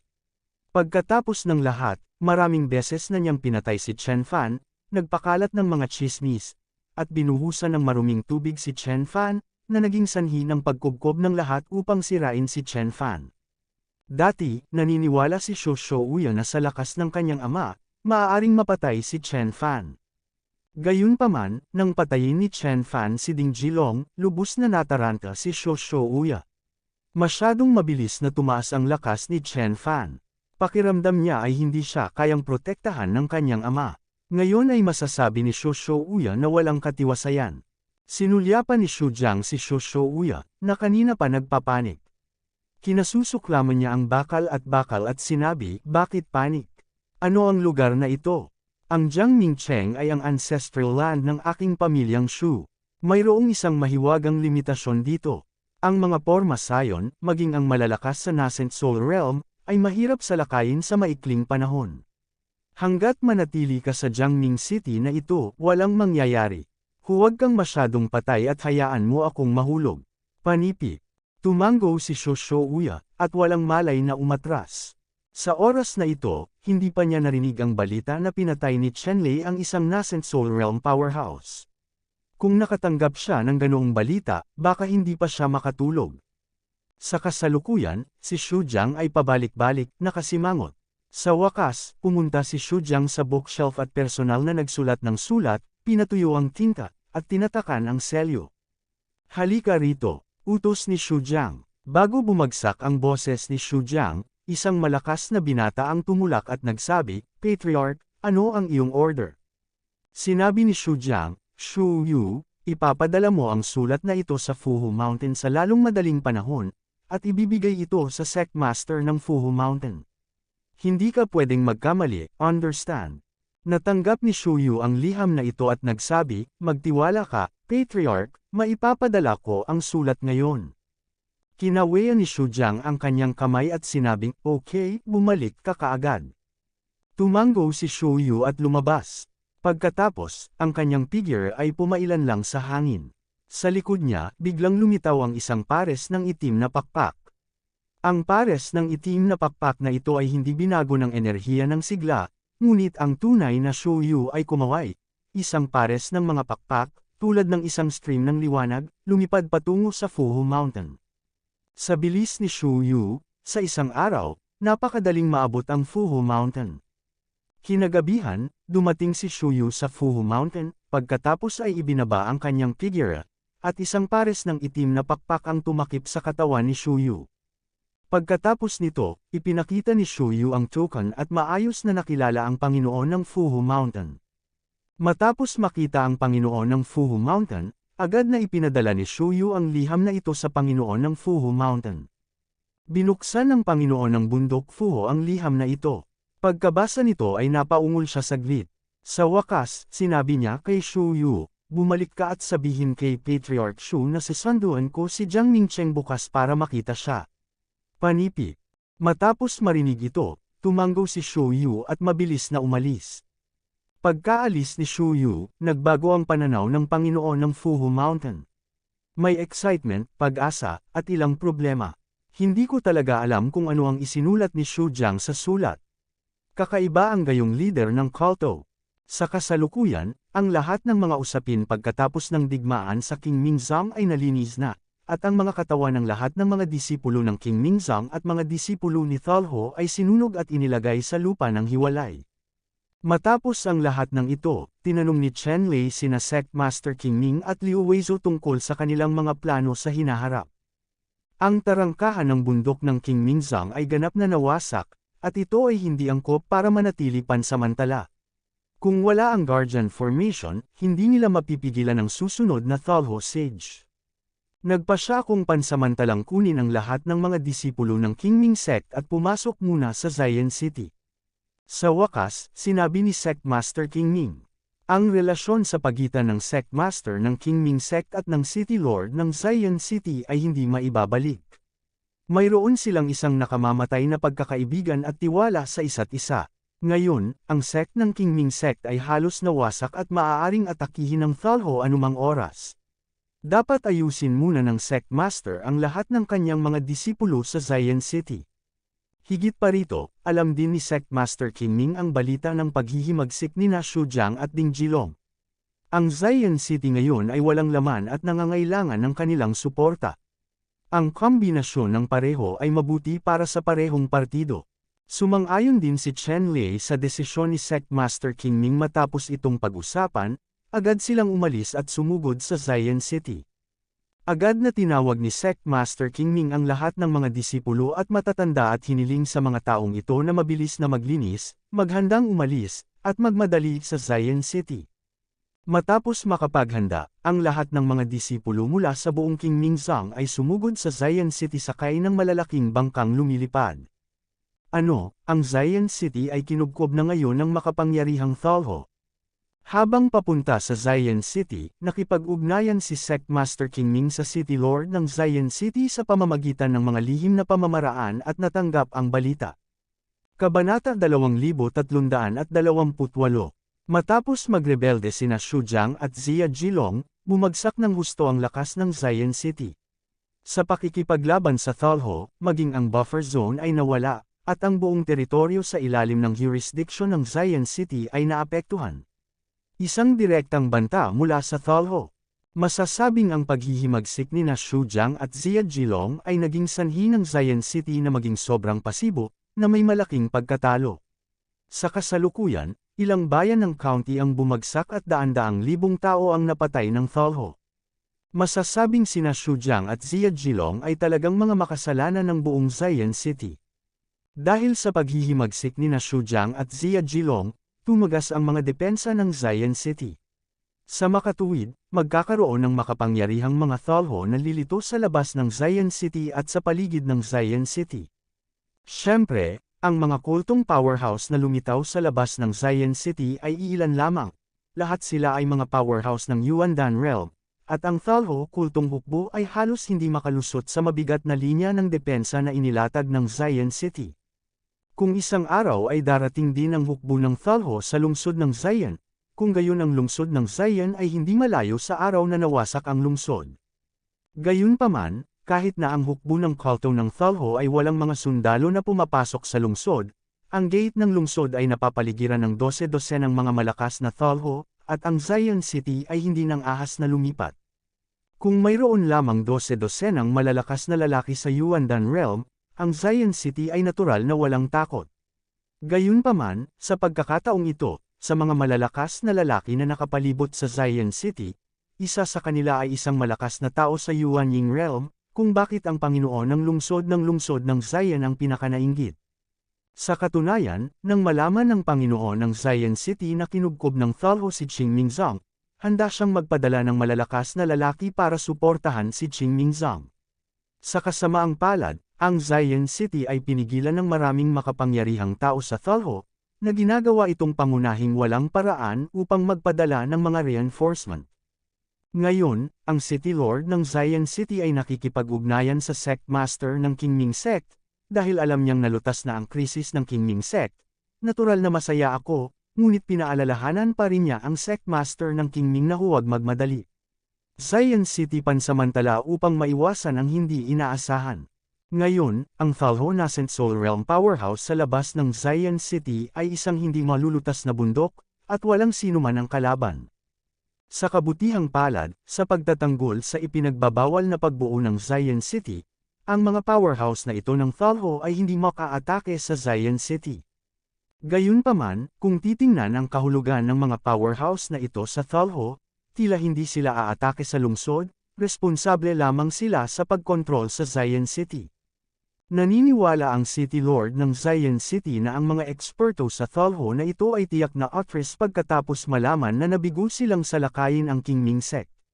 Sa oras na iyon, aakayin muli ni Sect Master Qingming ang kanyang mga disipulo sa Zion City, na mas angkop. Matapos matanggap ni Sect Master Qingming ang sulat mula sa City Lord ng Zion City, tinalakay niya ang susunod na plano ng aksyon kay Chen Lei.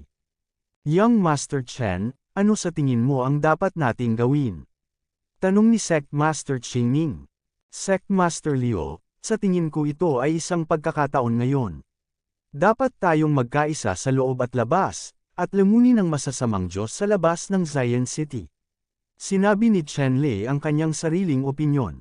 Ngayon, ang Zion City at Thalho ay masasabing isang life and death situation, at talagang imposibleng magkasundo. Sa kasong ito, ang pasensya ay hindi ipagpapalit sa kapayapaan, bakit hindi kunin ang pagkakataong ito upang palakasin ang Thalho sa labas ng Zion City? Lahat ay pinugutan ng ulo, pinahina ang kapangyarihan ng sub-brother ng Thalho. Sa tingin ko, ganoon din, ngunit ang mga nascent soul realm powerhouses ay isang problema, at kailangan mong harapin sila ni Teacher Chen. Sabi ni Sect Master Qingming. Mayroon lamang 12-12 ng mga master ng Yuandan Realm sa labas ng Zion City. Ni ang Qingming Sect Master o ang City Lord ng Zion City ay hindi masyadong seryoso, ngunit ang isang makapangyarihang master ng Yuanying Realm ay isang malaking bagay. Alam ng Sect Master ng Qingming Sect na napatay na ni Chen Fan ang isang nascent soul realm powerhouse, at wala siyang problema sa pagharap sa isa pang nascent soul realm powerhouse. Hanggat kayang patayin ni Chen Lei ang nascent soul realm powerhouse na ito, wala silang problema sa pakikitungo sa iba pang Thalho Yuandan stage powerhouse. Tumango si Chen Lei at sinabing, okay, ako ang mananagot sa malakas na tao sa nascent soul realm. Nakikipag-usap ka sa ibang malakas na tao. Tumango si Sect Master Qingming, natural siyang umaasa na maaari niyang pahiniin ang kapangyarihan ng sub-ruler ng Thalho hanggat maaari, at agad na nagsimulang makipag-ugnayan sa Panginoon ng lungsod ng Zion City.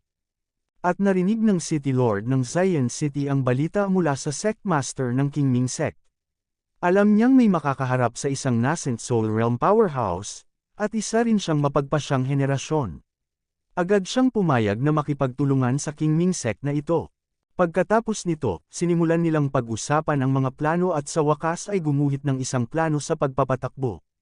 Matapos magawa ang desisyon, pinalapag ni Sect Master Qingming Zhang ang isang barkong pandigma sa lambak, pinayagan ang mga disipulo ng Qingming Zhang na pansamantalang manirahan dito, at dinala ni Sect Master Qingming Zhang ang lahat ng asensya ng Qingming Zhang. Ang mga eksperto sa itaas ng kaharian ng Dan, kasama si Chen Lei, ay sumugod sa Zion City sakay ng isang maliit na bangka. Nang malapit na silang makarating sa Zion City, nakipag-ugnayan si Sect Master Qingming sa City Master ng Zion City at napagkasunduan ang oras na gawin ito. Hindi nagtagal, nakipag-ugnayan sina Sect Master Qingming at City Master Zion City. Nang magkasundo ang magkabilang panig, nagsimula na silang kumilos. Sa unang aksyon ni Chen Lei, biglang lumitaw ang kanyang figura, naging streamer, at pinatay ang Thalho Nascent Soul Realm Powerhouse sa labas ng Zion City. Halos kasabay ng pagsisimula ni Chen Lei, ang gate ng Zion City ay bumukas ng husto, at 12-12 ng mga master ng Yuandan Realm ang pumasok at winasak ang mga master ng sekta ng Thalho. Sa oras na ito, pinangunahan din ng Sect Master ng Qingming Zhang ang mga masters ng Qingming Zhang na pumatay, at nagsanib puwersa upang patayin ang mga master ng Thalho. Isang grupo ng mga langgam, maglakas loob na lumapit at mamatay. Sa Thalho cult, isang malakas na tao sa nascent soul stage, ang mga masters ng Zion City at Qingming Zhang ay biglang lumitaw, nang walang kaunting gulat, hindi niya naramdaman ang hininga ng malakas sa nascent soul stage at higit pa, lahat ng powerhouses lahat ito ay Yuanying Realm powerhouses, na nagpapagaan sa pakiramdam ng Yuanying Realm powerhouses na ito, gaano man karaming Yuanying Realm powerhouses, hindi sila kalaban ng Yuanying Realm powerhouses. Nang makita ng Nascent Soul Realm powerhouse na ito si Chen Lei na nagkusa na patayin siya, ngumiti siya at sinampal ng palad si Chen Lei. Biglang nakaramdam ng malakas na hangin si Chen Lei, at ang malakas na pressure ay halos nahihirapan siyang huminga, na naging dahilan upang mas namulat siya sa mapaniil na kapangyarihan ng Nascent Soul Realm. Natapakan ni Chen Lei ang Phantom Lost Steps, nagbago ang kanyang katawan, at halos hindi niya naiwasan ang palad ng Nascent Soul Realm powerhouse. Pagkatapos, isang magic talisman ang bumaril at lumipad patungo sa Nascent Soul Realm powerhouse. Boom! Ang Nascent Soul Realm powerhouse na ito ay hamampas sa hangin gamit ang isang palad, at direktang hinampas ni Zhang Ji ng lupa. Pagkaraan ng ilang sandali, lumitaw ang isang malaking butas sa lupa. Ang hugis ng malaking butas ay isang malaking palm print. Sa paligid, mayroong hindi mabilang na mga bitik, kumakalat patungo sa paligid, lubhang nakakatakot. Sa sandaling ito, ang mahiwagang anting-anting na ginampanan ni Chen Lei ay agad na naging kidlat at tumama sa malakas na lalaki sa Nascent Soul Realm. Ang malakas na lalaking ito sa Nascent Soul Realm ay hindi man lang pinansin ang pag-atake ni Chen Lei. Para sa mga kidlat na ito, masasabi niyang hindi siya umiwas sa mga ito, ngunit nagtaas lamang ng proteksyon na maskara upang harangan ang mga kidlat na ito. Sa isang malakas na tunog ng pop, ang body mask ng Nascent Infant Realm powerhouse na ito ay direktang nabasag ng kidlat. Pagkatapos, matinding tumama ang kidlat na ito sa Nascent Infant Realm. Sa itaas ng malakas na ulo, itong Nascent Infant powerhouse na ito ay biglang tumayo na may buo niyang buhok. Isang malakas na electric light ang sumabog sa kanyang katawan, pagkatapos ay sumabog. Naramdaman ng Nascent Soul Realm powerhouse na ito ang kanyang buong katawan na naninigas, at ang kanyang buong internal organs ay napapalibutan ng kidlat, at siya ay halos maputol sa uling na napakasakit. Kabanata 2329 na talakayan. Kinuha ni Chen Lei ang pagkakataong ito, sumugod si Chen Lei patungo sa malakas na lalaki sa Nascent Soul Stage, at ang purple na octagonal na martilyo ay sumabog sa ulo ng malakas na Infant Stage. Pop! Ang ulo ng Nascent Soul Realm powerhouse na ito ay nasira, ang Nascent Soul ay nagmamadaling lumabas at naging isang stream ng liwanag upang makatakas. Hindi hinabol ni Chen Lei si Yuanying na nakatakas, dahil alam niyang kahit buong lakas niyang habulin, hindi niya ito maaabutan. Sobrang bilis talaga ng pagtakas ni Yuanying. Matapos mabilis na patayin ang nasal infant ng Nascent Infant Realm powerhouse na ito, tumalikod si Chen Lei at sumugod sa isa pang powerhouse ng kultong Thalho.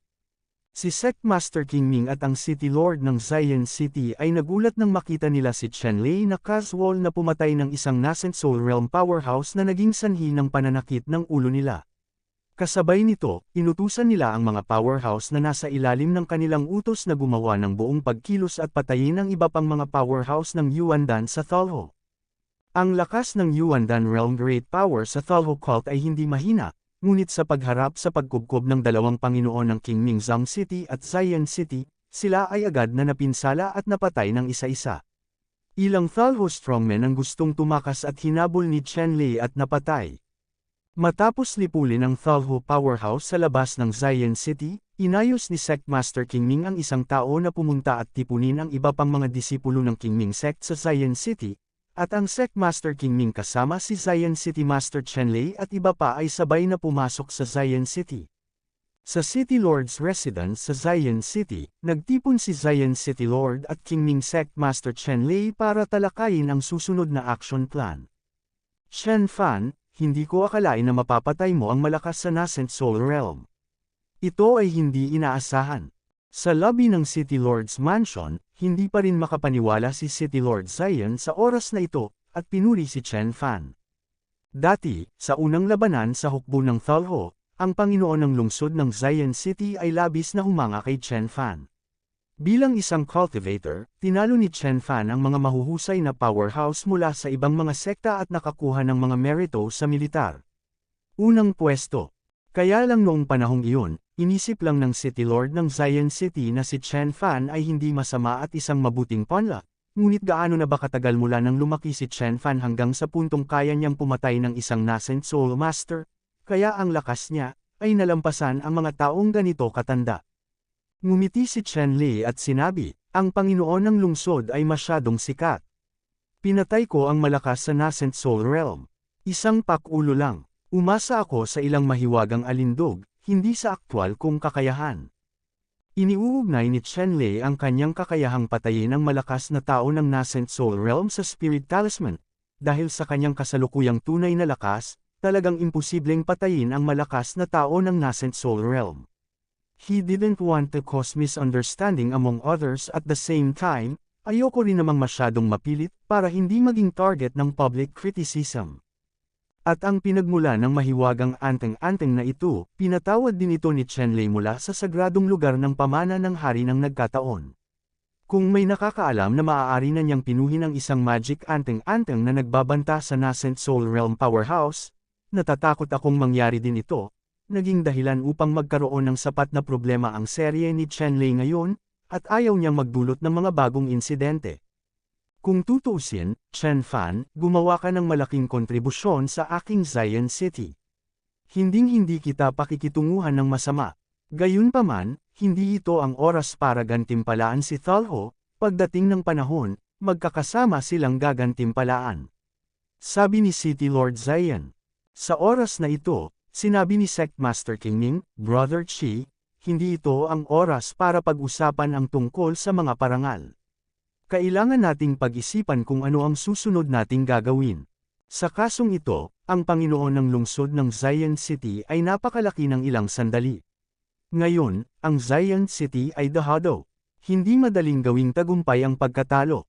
Gayunpaman, kailangan muna nating bawiin ang buffer zone. Sabi ni City Lord Zion. Matapos maghimagsik ang Deputy City Lord na si Xu Jiang at ang Commander ng Hukbu, ang buffer area ng Zion City at ang Thalho ay ganap na kinokontrol ng Thalho. Ito ay lubhang hindi nais para sa Zion City. Ngayon, gusto nila ang unang bagay na dapat gawin ay i-reclaim ang buffer zone at kontrolin ang hindi bababa sa kalahati nito, para makontain ang Thalho. Matapos makinig sa mga salita ng City Lord ng Zion City, naramdaman ni Sect Master King Ming at Chenli na makatuwiran. Ang buffer zone na ito ay talagang isang lugar na dapat tingnan. Pagkatapos noon, nagsimulang talakayin ng ilang tao kung paano ibabalik ang buffer zone. Sa panahong ito kung kailan tinatalakay ni City Lord Zion kung paano makikipagkumpetensya para sa buffer zone, sa mga Thalho Sub-Brother. Ang mga mukha ng Thalho Sub-Brothers ay labis na madilim, at sa itaas ng pangunahing bulwagan, ang kapaligiran ay sobrang tensyon. Sa sandaling ito, ang Sub-Brother at Timon ng Thalho Master, masasabing parang bulkan na malapit ng sumabog, umabot na sa rurok ang galit. Hindi niya inaasahan na ang dalawang makapangyarihang tao sa nascent soul realm ay pupugutan ng ulo. Sa Zion City, wala pang malakas na tao sa nascent infant realm ang lumilitaw. Ang dalawang nascent infant realm expert na ipinadala niya ay dapat na hindi magagapi, ngunit ang aktwal na resulta ay mayroong dalawang nascent infant realm powerhouses, mga katawan na nawasak, si Yuan Ying lamang ang nakatakas. Para sa isa sa mga powerhouse ng nascent soul realm, kahit na ang nascent soul ay nahati sa kalahati, na lubhang miserable. Ang balitang hatid ng dalawang Yuan Ying na nakatakas ay lalong ikinairita ng Thalho Sub-Brother Master. Ang dalawang Yuan Ying realm powerhouses ay parehong natalo ni Chen Fan. Para sa Chen Fan na ito, masasabi ng Thalho Sub-Brother Master na marami na siyang narinig. Pagsunog ng mga kwartel, pagsusugat sa mga hari, pagpatay sa mga Diyos, at pagputol kay Zhou Ming. Lahat ito ay mula sa mga kamay ni Chen Fan. Ngayon, kahit na ang mga katawan ng dalawang nascent realm powerhouses ay winasak lahat ni Chen Fan. Ang Chen Fan na ito ay naging tinak sa mata at tinak sa laman ng Thalho Sub-Brother Master. Ito ay naging isang mapagkakatiwalaang alalahanin. Kung si Chen Fan ay hindi pinugutan ng ulo, ang Thalho Sub-Brother, ang Timon, ay hindi maaaring lunukan ang hiningang ito. Maaari mo bang sabihin sa akin, mayroon bang anumang paraan upang patayin itong Chen Fan? Hinati ni Thalho ang Timon, at tinanong ang hari, mensahero, at nakatatanda sa ibaba. Kaya lang ay bumagsak ang boses ni Thalho Fenrudu Lord, ngunit ang buong bulwagan ay natahimik, at maraming mga Diyos, Kung King, Dharma King, at mga elder ay hindi umimik. Bakit, bobo kayong lahat, natatakot kay Chen Fan. Nang makita ang eksenang ito, ang master ng Thalho Fenro ay lalong nagalit at sumigaw ng malakas. Leader, itong Chen Fan, kahit isang nascent Soul Realm powerhouse ay maaaring patayin, gusto natin siyang harapin, natatakot ako na kailangan nating isaalang-alang ang isang pangmatagalang plano, sabi ng isang matanda. Oo, Mr. Rodder, napakaraming nakatanim na kami sa mga kamay ni Chen Fan sa paglipas ng mga taon, at hindi pa rin namin natuklasan ang tunay na lakas ng pakikipaglaban ni Chen Fan. Kung ganoon, wala tayong paraan para harapin si Chen Fan. Kung gusto nating sirain si Chen Fan, sa palagay ko ang dapat nating gawin ngayon ay unawain ang tunay na lakas ng pakikipaglaban ni Chen Fan, para makasigurado tayong mananalo, sabi ng isa pang matanda. Dalawang matanda, ano sa tingin mo? Sa oras na ito, hinati ng Thalho ang Taiman at ulo ng Taiman at tinanong ang dalawang Yuanying na nakabitin sa hangin. Dalawang Yuanying, isa sa kanila ang nagpakawala ng mapait na boses, at malakas na sinabi, itong Chen Fan, kahit na ang kanyang lakas ay mabuti, ngunit tiyak na hindi siya isang kalaban ng Yuanying realm. Ang naasahan lang niya ay ang malakas. Iyon lang, kung mas maingat ka at papansinin ang alindog, tiyak na mapapatay ng nascent Soul Realm powerhouse si Chen Fan. Panipi. Tumango ang iba at sinabing, oo, pabaya talaga kaming dalawa. Kung ang ibang nascent Soul Realm powerhouses ay mas maingat, ang pagpatay kay Chen Fan ay magiging madali. Kabanata 2330 Kahilingan. Matapos pakinggan ang mga salita ng dalawang nascent Soul powerhouses, ang Thalho Cultivator Rodder ay nagsabi, kung ito ang kaso, kung gayon si Chen Lei ay hindi natatakot, ngunit ngayon, ang iba pang tatlong nascent soul predecessors ay pawang kapag umaatake sa ilang iba pang malalaking sekta, natatakot ako na mahirap ilabas sandali. Panipi.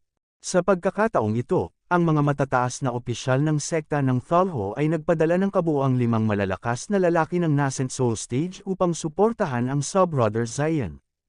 Para naman sa 5 nascent soul powerhouses, isa sa kanila ang may pananagutan sa pag-atake sa Qingmingzong at ang isa ay responsable sa paghawak sa Zion City, habang ang natitirang 3 nascent soul powerhouses ay aatake kina Zionzong at Yinmo. Zhang Chandaoman. Sa Zion City, mayroon pang 6 na sekta na hindi nawasak. Sa 6 na sekta na ito, ang Zion Sect, Yindimon Sect, Tiandao Sect, at Qingming Sect ang pinakamalakas.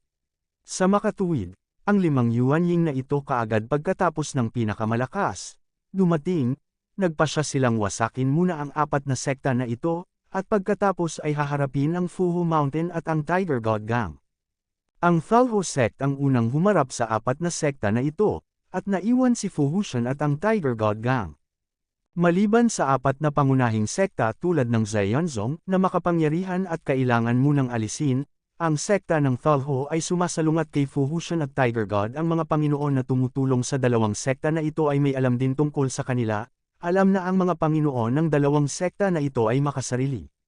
Bago nila salakayin ang dalawang sekta na ito, ang dalawang sekta na ito ay hindi kailanman magkukusa na tumulong sa kabilang sekta. Siyempre, nagpadala rin si Thalho ng ilang makapangyarihang lalaki upang pigilan ang dalawang sekta na ito at pigilan silang tumulong sa ibang mga sekta. Ngunit ang pangunahing target ng pag-atake ay hindi Fuhu Mountain at Tiger God Alley. Sa ilalim ng gayong mga kalagayan, tulad ng inaasahan ng Thalho, ang Fuhu Mountain at ang Tiger God Gang ay nanatiling hindi natinag kapag kaharap ang kinubkob na Qingmingzong at iba pang malalaking sekta, at hindi nila sinasadya na tulungan ang isa't isa kahit kaunti. Sa kasamaang palad, ang plano ni Thalho ay medyo maganda, ngunit isang aksidente ang naganap sa panahon ng pagpapatupad nito.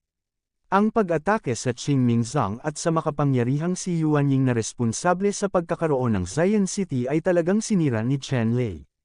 Halika, ang kanilang plano ay isang maliit na kabiguan. Gayunpaman, kung ang Zion Sect, Heavenly Sword Sect, at Yin Demon Sect ay maaaring alisin, kung gayon ang planong ito ay hindi isang kompletong kabiguan. Ngayon, ang Zion Sect, Heavenly Sword Sect, at Yin Demon Sect ay nasa panganib. Hanggat maghintay ka ng ilang araw, tiyak na mawawasak ang 3 sektang ito. Sinabi ng isang matanda na siya ang namamahala sa impormasyon at mga gawain sa katalinuhan. Sa mga araw na ito, binibigyang pansin niya ang progreso ng pag-atake sa Zion Sect at iba pang malalaking sekta. Ang tatlong sekta na ito ay hindi maaaring magtagal. Ang master ng Thalho Sub-Brother ay nag-isip sandali, at nagsabi, dahil ang ibang nascent infant realm seniors ay hindi na makagalaw ngayon, pagkatapos ay sirain muna ang tatlong sekta na ito, at pagkatapos ay haharapin si Chen Fan, upang si Chen Fan mabubuhay pa ng ilang araw. Ipaalam mo kaagad ang tatlong nascent soul na ito at hilingin sa kanila na mag-ingat sa alindog ni Chen Fan. Sa palagay ko, ipapadala ng Zion City si Chen Fan para tulungan ang malalaking sekta na ito sa susunod na yugto ng panahon, para mas maging maingat itong tatlong naso seniors, huwag itaob ang bangka sa kanal. Panipik. Oo, malakas na sabi ng matanda na namamahala sa pag-espiya sa mga balita at katalinuhan. Okay, ngayon, inutusan ko ang mga tropa na salakayin muli ang mga prefecture at mga county ng Zion City, at sugpuin ang City Lord Zion, para walang lakas si Lord Zion City para iligtas ang iba pang tatlong sekta. Panghuli, Thalho para sa Rudder Master, magbigay ng isa pang order. Oo, eksperto sa Taiman. Ang mga powerhouse ng Thalho na nagtanim ng Taiman ay nakatanggap ng sunod-sunod na mga utos, at pagkatapos ay pinangunahan nila ang malalaking hukbo upang salakayin ang mga prefecture at mga county ng Zion City. Sa oras na ito, sa lungsod ng Zion, ang Panginoon ng lungsod ng Zion ay mabilis na nakatanggap ng serye ng agarang impormasyong militar. Ang bawat county ay humiling ng suporta, at ang mga tropa ay nagmamadali. Imposibleng magpatuloy ng ganito. Napasimangot si City Lord Zion na nakaharap sa kagyat na sentimiento ng militar na lumilipad na parang mga snowflake.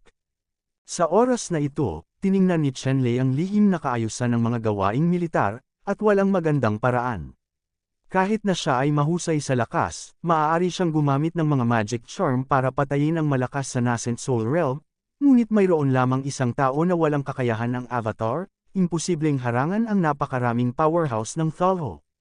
Hayaan silang mabuhay at ipagtanggol ayon sa lungsod. Sa anumang kaso, dapat nating tiyakin ang kaligtasan ng mga tao, sabihin na lang natin na malapit nang dumating ang mga reinforcement. Sa huli, nag-utos si City Lord Zion sa iba't ibang prefecture at county, anuman ang mangyari, dapat kang magpumilit. Pagkatapos nito, agad na humingi ng tulong ang City Lord Zion sa Great Chu Dynasty at humiling na magpadala ng mga makapangyarihang tao upang suportahan. Kaya lang, alam din ng Panginoon ng Zion City na ang lahat ng lungsod, prefecture at county ng Dachu Dynasty ay nasa ilalim ng matinding pressure. Nais ng Dachu Dynasty na magpadala ng mga reinforcement, at hindi ito magagawa sa isang iglap. By the way, City Lord, may mga anteng-anteng pa ako dito, na pwedeng gamitin sa mga emergency.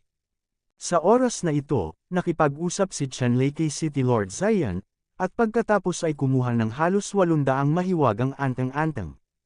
Ang higit sa 800 magic charm na ito, lahat mula sa low-grade 3rd order hanggang high-grade 3rd order, ay napakalakas. Masasabing ang alindog na ito ay katumbas ng higit sa 800 Yuandan realm powerhouses. Siyempre, katumbas lang sila ng isang buong suntok ng higit sa 800 Yuandan realm powerhouses isang suntok lang. Ngunit isa na itong malaking puwersang panlaban. Kung ilalagay sa iba't ibang prefecture at county, sapat na para mabuhay ang mga prefecture at county na ito sa mas mahabang panahon, at kahit na hindi inaasahan, magbibigay ito ng kapangyarihan ng heresy. Isang direktang hit. Chen Fan, bakit ang dami mong anteng-anteng sa kamay mo? Nang makitang inilabas ni Chen Fan ang napakaraming anteng-anteng ng sabay-sabay, nagtatakang tanong ni City Lord Zion. Lahat ito ay gawa ng aking sarili. Kung walang sapat na sangkap, marami pa, sabi ni Chenlei. Sa pagkakataong ito, inilabas ni Chenlei ang halos lahat ng anteng-anteng na pinino niya. Sa katunayan, nag-iwan lamang siya ng higit sa 200 mga anteng-anteng sa itaas na antas ng ikatlong ranggo at 8 mga anteng-anteng sa mababang antas ng ikaapat na ranggo. At saka, lahat ng anteng-anteng, kinuha niya ang mga ito. Ikaw mismo ang nagperpekto. Nang makita itong higit sa 800 mahiwagang anteng-anteng na nagniningning sa lahat ng uri ng mahalagang liwanag, hindi makapaniwala si City Lord Zion. Ang gayong antas ng mahiwagang alindog ay hindi mapino ng isang master ng anteng-anteng. Cheng, bata pa si Chen Lei, anteng-anteng master na ba siya? Oo, matigas na sagot ulit ni Chen Lei. Kanina sabi mo walang material. Kung may material, siguradong marami pa, di ba? Sa sandaling ito, biglang naalala ng City Lord Zion ang huling pangungusap ni Chen Lei. Oo, iyon ang sinabi ko. Tumango si Chen Lei. Shen Fan, ibibigay ko sa iyo ang mga materyales, at tutulungan mo ang Zion City na pinuhin ang enchantment. Paano, makatitiyak, hindi hahayaan mong gawin ito ng walang kabuluhan. Doblehin ko ang halaga para sa iyo. Alam ni City Lord Zion na ang halaga ng pagkuha ng isang anteng-anteng na eksperto ay napakalaki, ngunit ngayon ito lamang ang tanging dayami upang iligtas ang Zion City. Ang City Lord Zion ay hindi magdadalawang isip na magbayad ng anumang presyo para dito. Okay, walang problema. Masayang sumang-ayon si Chen Lei. Pinunya ang iba't ibang mga magic charm noong nakaraan, at mayroon siyang iba't ibang patuloy na inspirasyon, at mayroon siyang mas malalim na pag-unawa sa Wan Fujing at Zuanzhen Tulo. Sa kasamaang palad, sa kritikal na sandali, ang mga materyales sa paggawa ng anteng-anteng sa kanyang kamay ay naubos, na naglagay kay Chen Lei sa isang sitwasyon kung saan siya ay hindi na gumaling. Naniniwala siya na hanggat nagsasanay siya sa loob ng isang yugto ng panahon, ang kanyang paraan ng paggawa ng mga anteng-anteng ay tiyak na tataas sa mas mataas na antas at papasok sa isang bagong kaharian. Gayunpaman, sa ilang sandali, halos hindi siya makakolekta ng malaking halaga ng mga materyales para gawing anteng-anteng. Ang kahilingan na ginawa ni City Lord Zion ay eksakto kung ano ang gusto niya, kaya nang hindi isinasaalang-alang ito, agad siyang pumayag.